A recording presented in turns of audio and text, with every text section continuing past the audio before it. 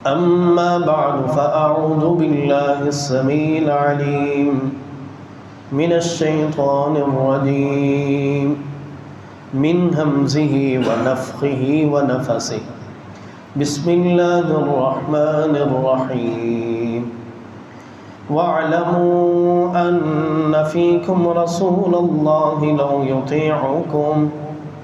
لو يطيعكم في كثير من الأمر لعنتم ولكن الله حبب إليكم الإيمان وزينه في قلوبكم وكره إليكم الكفر والفسوق والعصيان أولئك هم الراشدون. عن جرير رضي الله تعالى عنه عن النبي صلى الله عليه وآله وسلم من يحرم الرفق يحرم الخير رواه مسلم.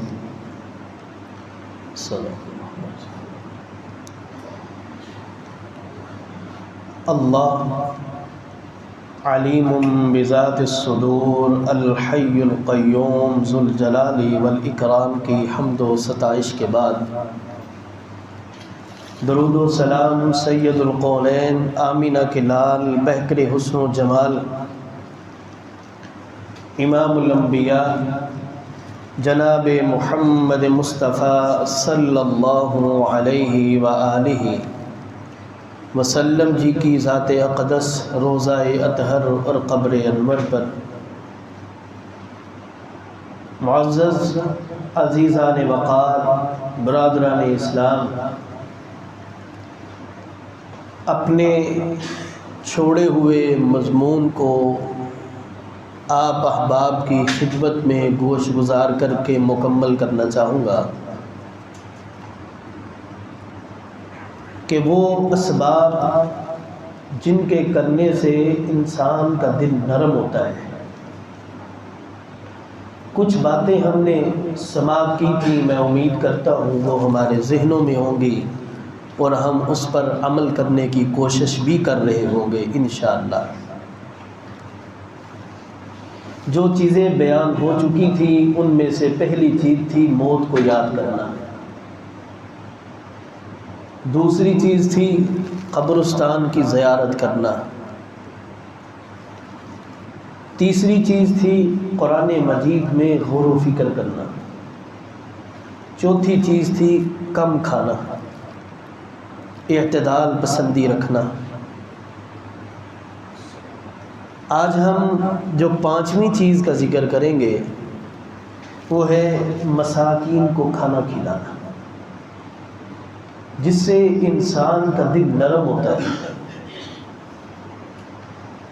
جب ہم قرآن مجید کا مطالعہ کرتے ہیں، قرآن مجید کے اندر ہمیں متعدد مقامات پر اللہ رب العالمین کے یہ فرامین ملتے ہیں جہاں خالق ارض و سما نے ہمیں یہ حکم دیا ہے کہ تم مساکین کا خیال رکھو، ان کے کھانے پینے کا خیال رکھو، ان کی ضروریات زندگی کا خیال رکھو. دلیل اللہ رب العالمین فرماتے ہیں کیونکہ جو کھانا کھلانا ہے نا، یہ اسلام کے عظیم اعمال میں سے ایک عمل ہے جس کا ذکر قرآن سنت کے اندر موجود ہے.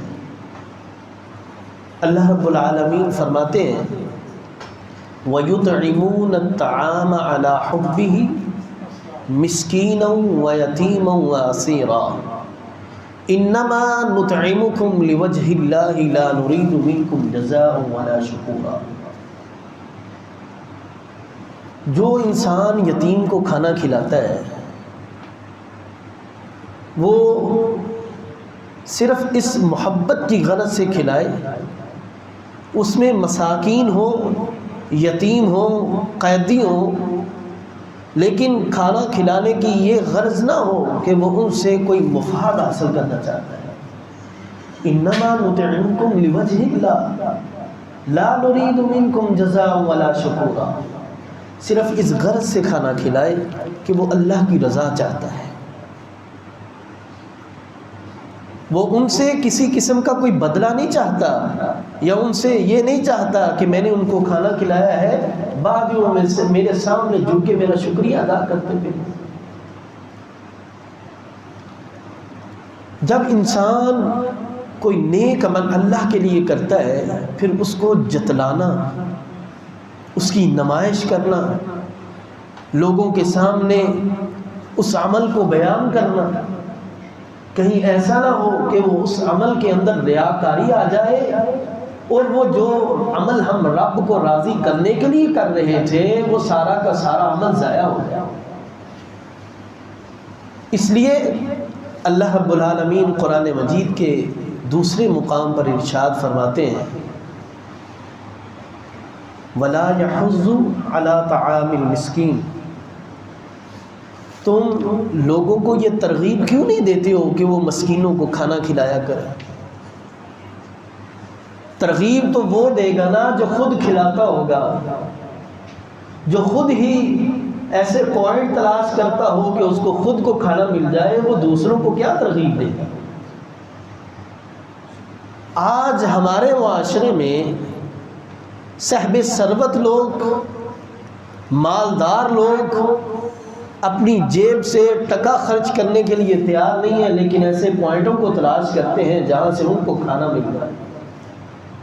لیکن یہاں قرآن کہتا ہے اگر تم اپنے دل کو نرم کرنا چاہتے ہو، خود بھی کھاؤ، کھلاؤ اور لوگوں کو ترغیب بھی دو۔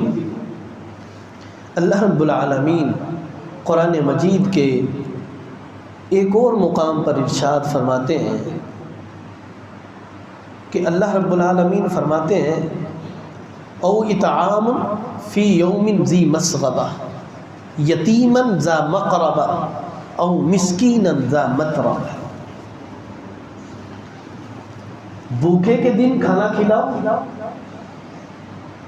اپنے گھر، اپنے عزیز و قارب میں، رشتہ داروں میں جو یتیم ہیں ان کو کھانا کھلاؤ، او مسکین ذا متربہ، جو مٹی میں لتھڑے پڑے مسکین لوگ ہیں ان کو کھانا کھلاؤ۔ یہ ساری کی ساری چیزیں قرآن مجید نے ہمیں بتلائی، نبی رحمت صلی اللہ علیہ وآلہ وسلم سے احادیث سے بھی دلیل ثابت ہے۔ سیدنا عبداللہ بن عمر بن عاص رضی اللہ تعالی عنہ، بخاری مسلم کی روایت ہے، نبی صلی اللہ علیہ وآلہ وسلم سے ایک آدمی نے سوال کیا ای الاسلام خیر، اللہ کے رسول کون سا اسلام بہتر ہے؟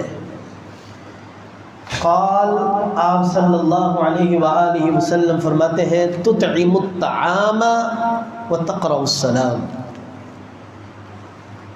ہر بھوکے کو کھانا کھلانا، کسی کو تم جانتے ہو یا نہیں جانتے، تمہارے لیے اجنبی ہو غیر اجنبی ہو، تمہارا اپنا ہو تمہارا بیگانہ ہو، اس کو سلام کرو۔ یہاں حدیث کے الفاظ پر غور کریں، اپنے اور بیگانوں کو سلام کریں، بھوکوں کو کھانا کھلائیں۔ ہم اپنوں کو سلام نہیں کرتے، بیگانے تو دور ہیں۔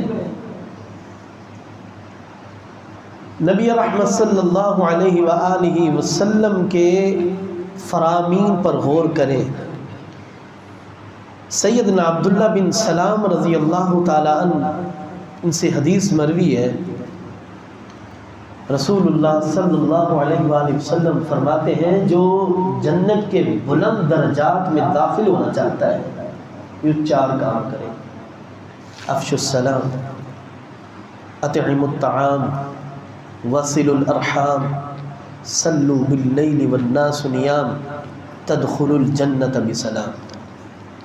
چار کام معاشرے کی ضرورت ہے، ہر فرد کی ضرورت ہے، ہر فرد کو ان چار کاموں کے ساتھ جڑنا چاہیے، صرف اس غرض سے کہ میرے نبی رحمت صلی اللہ علیہ وآلہ وسلم نے فرمایا ہے کہ تم ان کاموں کے کرنے سے جنت میں داخل ہو جاؤ گے۔ پہلا کام افشوا السلام، سلام کو عام کرو۔ مصافحہ کرو، محبت بڑھتی ہے، ایک دوسرے سے گلے ملو، محبت اور بڑھتی ہے، ماتھے سے تیوڑی ختم ہوتی ہے، دل سے رنجشیں ختم ہوتی ہیں، محبت پیدا ہوتی ہے۔ جب انسان ایک دوسرے سے مصافحہ کرتا ہے، یہ میری باتیں نہیں ہیں، یہ اس پیغمبر کی باتیں ہیں جس کی زبان پر اللہ رب العالمین نے حق کو جاری فرمایا ہے۔ دوسری بات، آپ صلی اللہ علیہ وآلہ وسلم فرماتے ہیں کہ بھوکوں کو، یتیموں کو کھانا کھلاؤ، وَاطِعِمُوا الطَّعَامَ۔ تیسری چیز آپ نے فرمایا واصلوا الارحام، صلہ رحمی کرو۔ صلہ رحمی کس کے ساتھ ہے؟ اپنوں کے ساتھ پہلے نمبر پر ہے، اپنوں کے ساتھ پیار اور محبت ہے، رشتہ داریوں کو جوڑا جاتا ہے، تعلقات کو استوار کیا جاتا ہے، قریب لایا جاتا ہے، روٹھے ہوئوں کو منایا جاتا ہے، دل سے نفرت کو ختم کر کے دل کے ساتھ لگایا جاتا ہے۔ یہ صلہ رحمی ہے، یہ صلہ رحمی نہیں ہے کسی نے کہا تو نے میری بات نہیں مانی، جا تیرے ساتھ میرا مرن جون ختم۔ یہ قطع تعلقی ہے، یہ قطع رحمی ہے۔ صلہ رحمی یہ ہے کوئی بات کر کے بھی چلا جائے تو انسان اس کے لیے اپنے دل میں پھر بھی رنجش نہ رکھے، جوڑنے کی کوشش کرے۔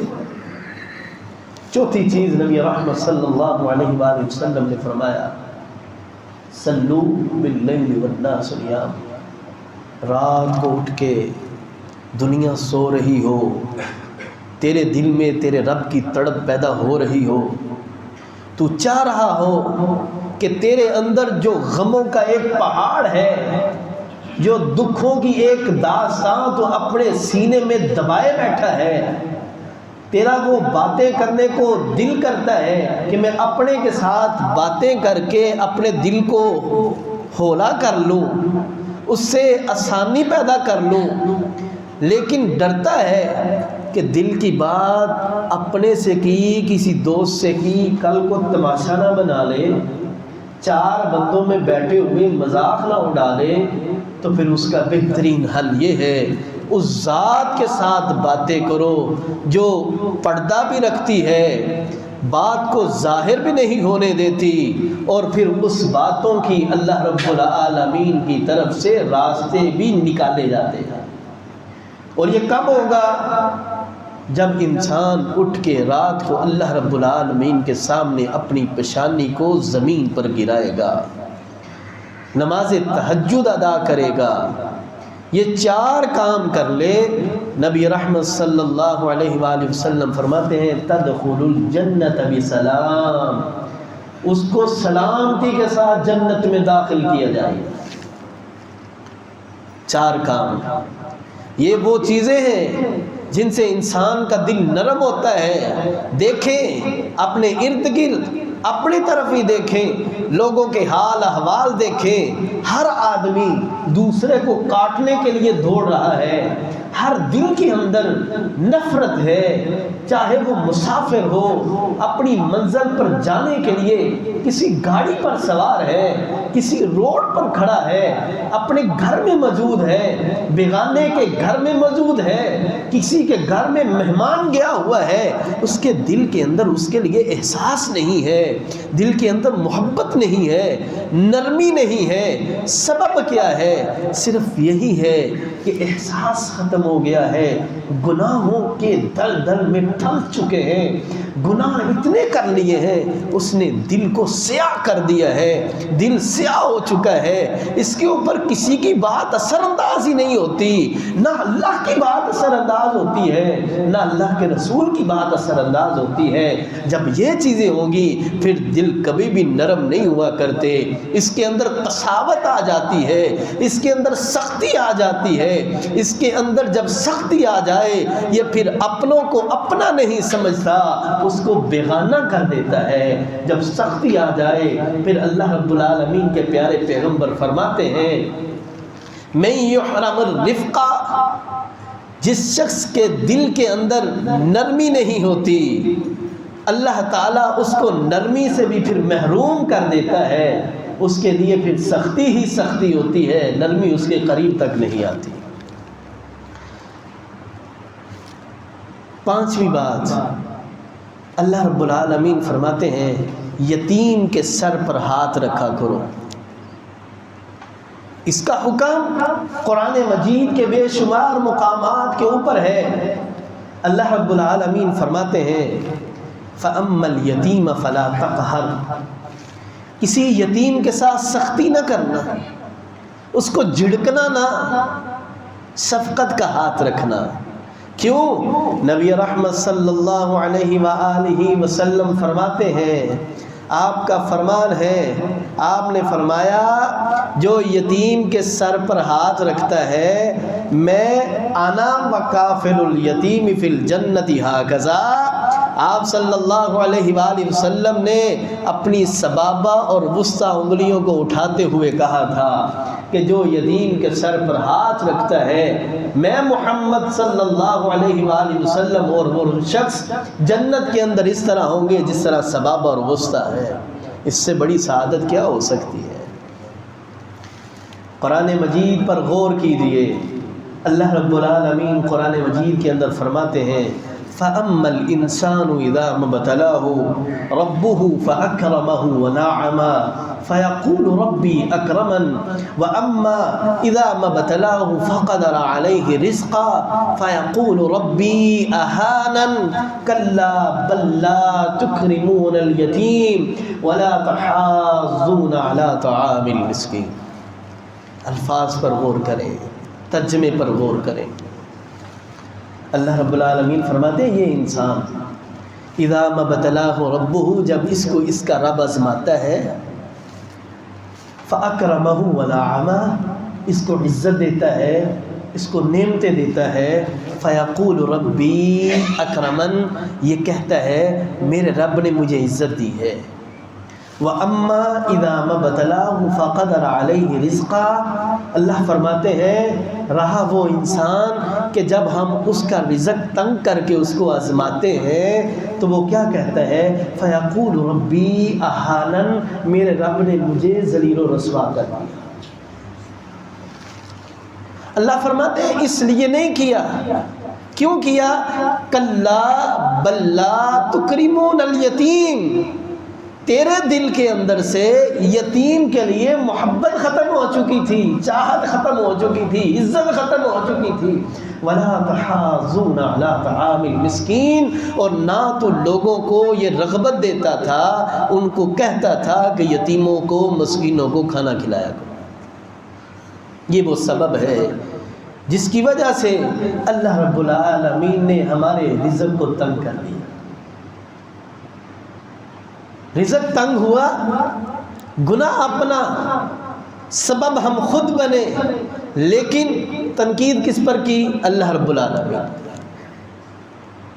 اللہ رب العالمین کسی کو ذلیل و رسوا نہیں کرتا۔ اللہ رب العالمین نے بندوں کو پیدا ہی اس لیے کیا ہے کہ ان کو اللہ نے سب سے اشرف المخلوقات بنایا ہے۔ ہم جیسا ہے کوئی؟ ہم انسانوں پر اللہ نے جتنی نعمتیں کی ہیں کوئی ہے اس کے علاوہ؟ اللہ نے یہ زمین بنا دی، آسمان بنا دیا، جنت بنا دی، نعمتیں بنا دی، ہریالی، سبزہ، سواریاں، یہ روڈ، یہ سارے گھر، یہ چھتیں، یہ اناج جو ہم کھاتے ہیں، سارا کچھ ہمارے لیے اللہ رب العالمین نے بنایا ہے۔ کس لیے؟ عزت دینے کے لیے، احترام دینے کے لیے۔ اب انسان اگر یہ کہے رزق تنگ ہونے پر کہ میرے رب نے مجھے ذلیل کر دیا ہے، انسان اپنے الفاظ پر غور کر۔ سبب کیا ہے کہ تو یتیموں اور مسکینوں کا خیال نہیں کرتا۔ اللہ رب العالمین نے قرآن مجید کے اندر یہ جو فرمان فرمائے ہیں اس پر غور کیجیے۔ پھر نبی رحمت صلی اللہ علیہ وآلہ وسلم فرماتے ہیں ایک آدمی نے رسول اللہ صلی اللہ علیہ وآلہ وسلم سے یہ شکایت کی کہ اللہ کے رسول میرا دل بڑا سخت ہے۔ آپ صلی اللہ علیہ وآلہ وسلم نے اسے کیا فرمایا تھا؟ آپ نے فرمایا امسح رأس الیتیم وَأَطْعِمِ الْمِسْكِينَ کہ تو یتیم کے سر پر ہاتھ رکھ اور مسکین کو کھانا کھلا۔ نبی رحمت صلی اللہ علیہ وآلہ وسلم کے فرمان کی حکمت کو سمجھیں کہ یہ دل نرم کرنے کا ایک سبب ہے۔ آپ نے فرمایا یتیم کے سر پر ہاتھ رکھ۔ ایک روایت میں نبی رحمت صلی اللہ علیہ وآلہ وسلم فرماتے ہیں بہترین گھر کون سا ہے؟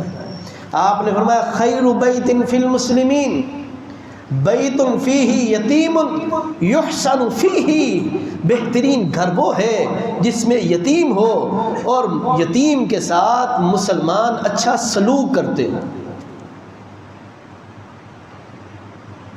ان فرامین کو سامنے رکھے، اپنا محاسبہ کیجئے، کیا ہمارے خاندان میں، ہمارے کسی گھر میں یتیم ہے، ہمارا اس کے ساتھ رویہ ایسا ہے جیسا نبی صلی اللہ علیہ وسلم فرما رہے؟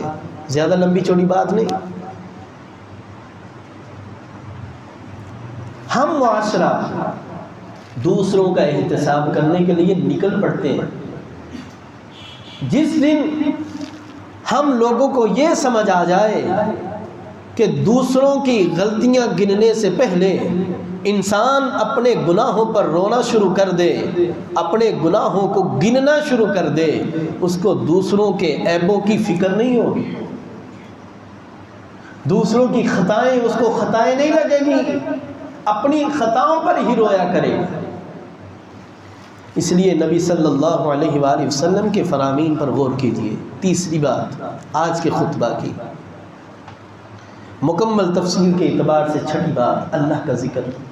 میں نے پہلے بھی ذکر کیا تھا الذین آمنوا وتطمئن قلوبهم بذکر اللہ الا بذکر اللہ تطمئن القلوب۔ دلوں کی راحت، چاشنی، سکون، اطمینان فقط اللہ کے ذکر میں ہے۔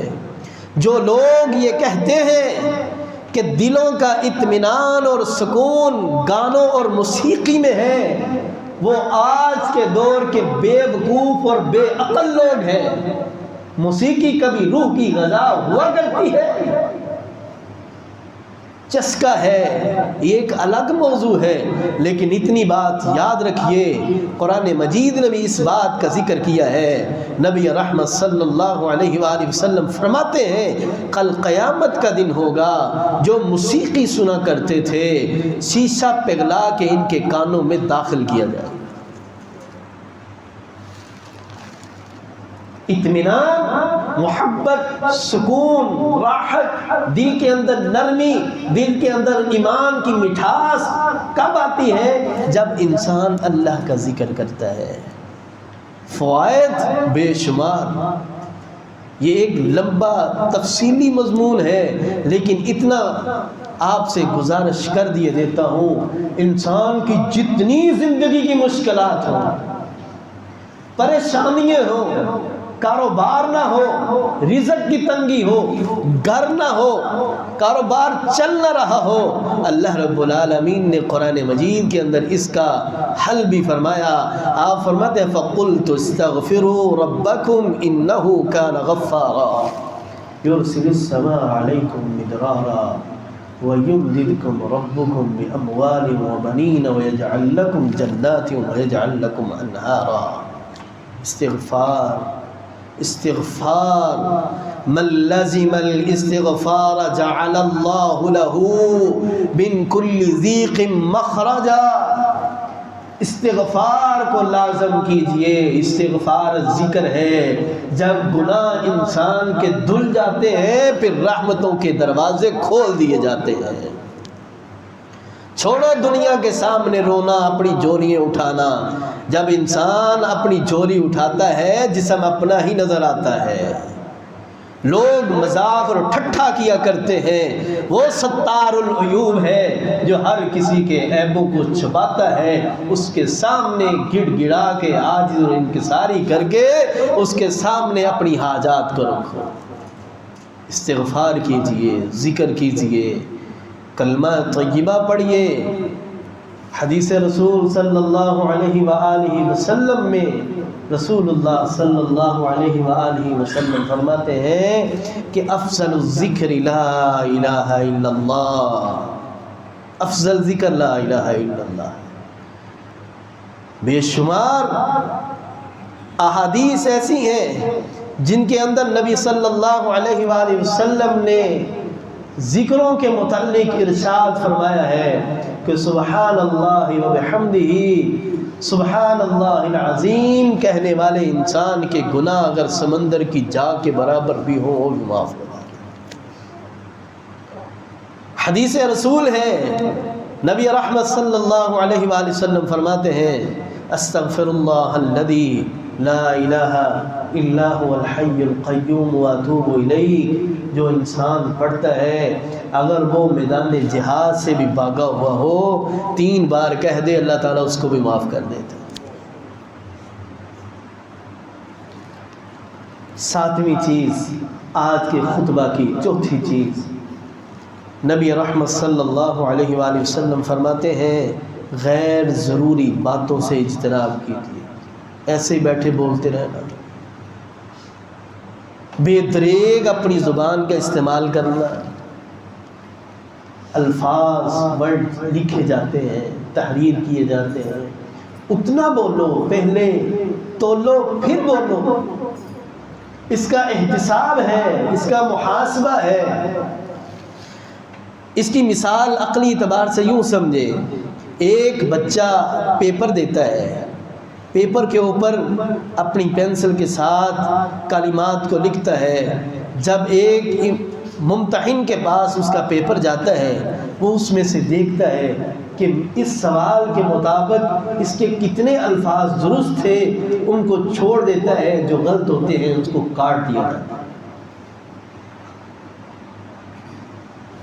یہی چیز جب اس کے نمبر کٹ جائیں گے تو جب انسان بے دریغ بولے گا تو کچھ الفاظ ایسے بھی ہوں گے جس پر انسان کی پکڑ ہوگی اور اس پکڑ سے کہیں انسان جہنم کا ایندھن نہ بن جائے۔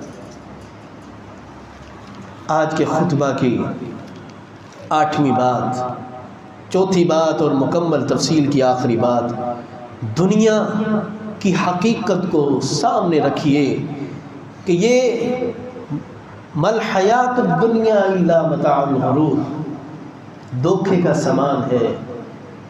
یہ زندگی ایک سفر ہے، ہم اس کے مسافر ہیں۔ ہر کسی نے اس کی منزل کو، اس پر سفر کرنا ہے اور کر رہے ہیں، کچھ کر کے جا چکے ہیں۔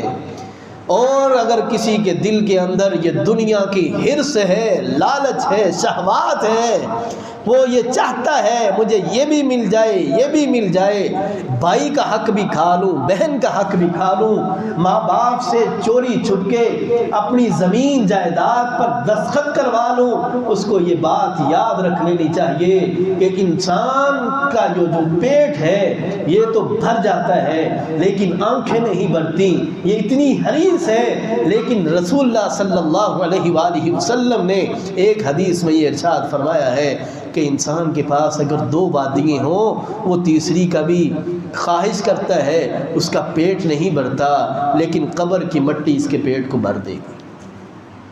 یہ دنیا سوائے دھوکے کے سامان کے کچھ بھی نہیں ہے۔ آخر 50 55 60 65 70 سالہ زندگی جو حدیث کے اندر ذکر ہوا ہے، اس کے بعد آخر اختتام ہے۔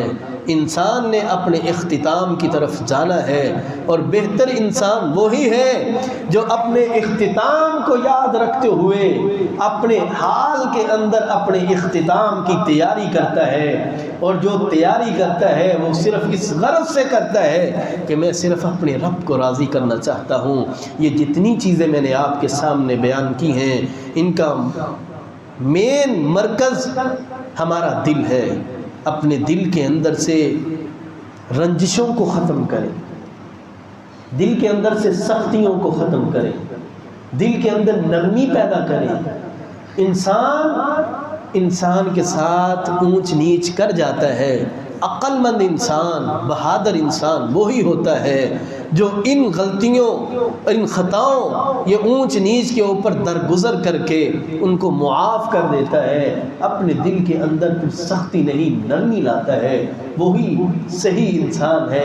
میں نے بے شمار نبی صلی اللہ علیہ وآلہ وسلم کی احادیث، قرآن مجید کے فرامین آپ کے سامنے رکھے ہیں۔ میں یہ اللہ رب العالمین سے دعا کرتا ہوں، اللہ ہم سب کو مجھ سمیت ہمارے دلوں کے اندر جتنی نفرت ہے، جتنی اپنوں کے لیے بیگانوں کے لیے نفرت ہے، اللہ تعالیٰ اس کو ختم کر دے۔ اللہ تعالیٰ ہمارے دلوں کے اندر سے نفاق کو ختم کر دے۔ اللہ رب العالمین سے دعا ہے اللہ تعالیٰ ہمیں جو سنایا اس پر عمل کرنے کی توفیق عطا فرمائے، اللہ ہماری دنیا اور آخرت کو بہتر بنائے۔ اللہم اجعل قلبی رقیقا ونفسی مطمئنتا وعملی مقبولا واسمی فی العلیین۔ اللہ رب العالمین ہمارے دلوں کو نرم کرے، ہمارے نفسوں کو مطمئن بنائے، ہمارے اعمال کو قبول کرے اور ہمارے ناموں کو علیین میں لکھ دے، جنتی ناموں کے اندر ہمارے ناموں کو لکھ دے۔ جو سنا اللہ اس پر عمل کرنے کی توفیق عطا فرمائے، اللہ ہمیں دونوں جہانوں میں کامیاب فرمائے۔ اقول قولی ھذا واستغفر اللہ لی ولکم ولسائر المسلمین وآخر دعوانا ان الحمد للہ رب العالمین۔